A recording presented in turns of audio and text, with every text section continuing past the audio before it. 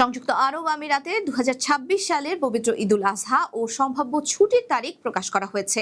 জ্যোতির্বিজ্ঞানীদের হিসেব অনুযায়ী পবিত্র ঈদুল আজহা উদযাপিত হতে পারে 27 মে বুধবার।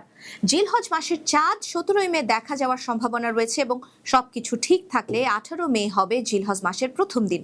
সেই হিসেবে আরাফাতের দিন পড়তে পারে 26 মে, তবে চূড়ান্ত সিদ্ধান্ত নির্ভর করবে চাঁদ দেখার উপর। গালফ নিউজের প্রতিবেদনে বলা হয়েছে, সংযুক্ত আরব আমিরাতে ঈদুল আজহা উপলক্ষে সরকারি ছুটির সঙ্গে সাপ্তাহিক ছুটি মিলিয়ে টানা 6 দিনের দীর্ঘ ছুটি পাওয়ার সম্ভাবনা তৈরি হয়েছে। এতে দেশটির নাগরিক এবং প্রবাসীরা আগে ভাগেই ভ্রমণ, পারিবারিক অনুষ্ঠান ও ঈদের প্রস্তুতি শুরু করেছেন। বিশেষ করে আরাফাতের দিন ও ঈদের সরকারি ছুটিকে ঘিরে বিভিন্ন পর্যটন কেন্দ্র, হোটেল ও বিমান টিকিটের চাহিদাও বাড়তে শুরু করেছে বলে জানানো হয়েছে। বিশেষজ্ঞরা বলছেন, ইসলামিক ক্যালেন্ডার চাঁদ দেখার উপর নির্ভরশীল হওয়ায় আনুষ্ঠানিক ঘোষণা না আসা পর্যন্ত তারিখ এদিক ওদিক হতে পারে। তবুও বর্তমান জ্যোতির্বৈজ্ঞানিক হিসেব অনুযায়ী 2026 সালের ঈদুল আজহা মে মাসের শেষ সপ্তাহে হবারই সম্ভাবনা সবচেয়ে বেশি।